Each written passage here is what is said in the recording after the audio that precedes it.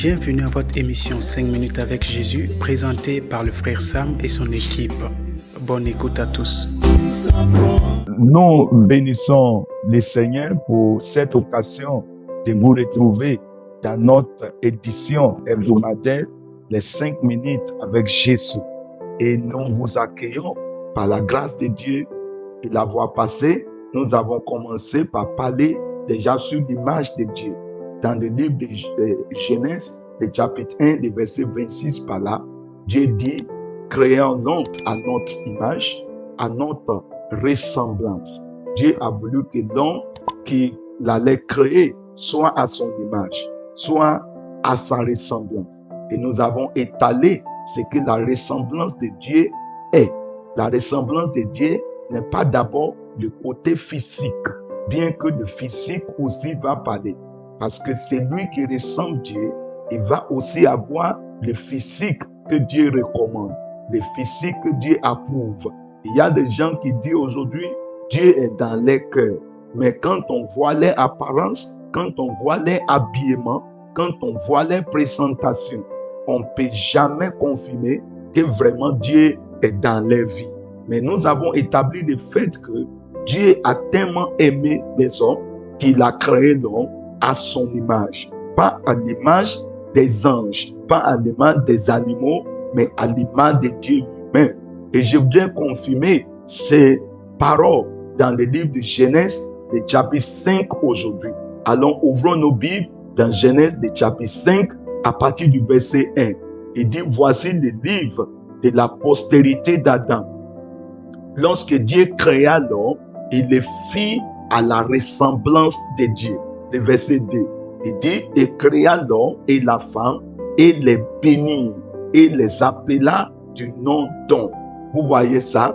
Il dit, voici le livre de la postérité d'Adam. Il voulait dire, voici les récits, voici l'histoire de l'existence, de la naissance d'Adam. Et il nous rappelait que les jours où Dieu a créé l'homme, les jours où Dieu a placé l'homme dans le jardin d'Éden, il a fait l'homme à son image. Voilà une confirmation de ce que nous avons lu dans Genèse, le chapitre 1, le verset 26. Cela montre que cette parole que nous avons lue dans le livre de Genèse, chapitre 1, le verset 26, était authentique, était une réalité, était un fait, était quelque chose que Dieu a réalisé. C'était un projet dans le cœur de Dieu que Dieu a mis au jour dans la création de l'homme. Mais je voudrais mettre l'accent sur ce que la Bible dit ici aujourd'hui, chers amis. Il a dit, le jour où Dieu a créé cet homme, il a fait l'image de Dieu. Il a fait l'homme et la femme. Il a fait à la ressemblance de Dieu. Cela voudrait dire que c'est le projet que Dieu veut établir. C'est le projet que Dieu veut voir. Et vous allez remarquer que le passage que nous avons lu, les premiers jours où nous parlons de l'image, on a vu que l'Hébreu de chapitre 1 a confirmé le retour de Jésus sur la terre.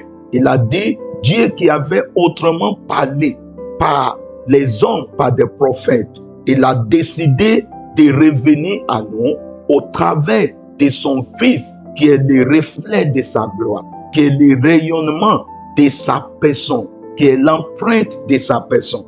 Nous allons remarquer que la raison pour laquelle Dieu a amené Jésus sur la terre, c'était pour ramener l'image de la création, pour que nous soyons recréés à cette image qui était déchue en nous.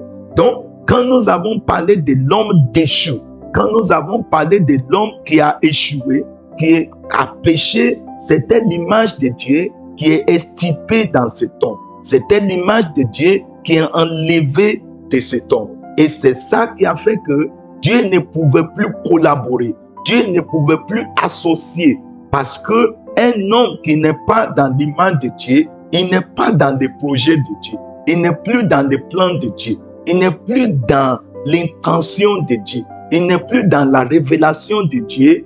Il n'est plus dans les réseaux de Dieu. C'est l'image de Dieu qui est la connexion entre l'homme et Dieu. C'est l'image de Dieu qui est la présence de Dieu dans la vie de l'homme. C'est l'image de Dieu et la vie que Dieu avait voulu vous donner. Donc aujourd'hui, si vous n'êtes pas à l'image de Dieu, alors vous n'êtes pas dans son réseau. Et ma prière aujourd'hui pour vous, c'est que vous soyez restaurés dans ces réseaux de gloire, dans l'image de votre Créateur, par Jésus-Christ. Amen.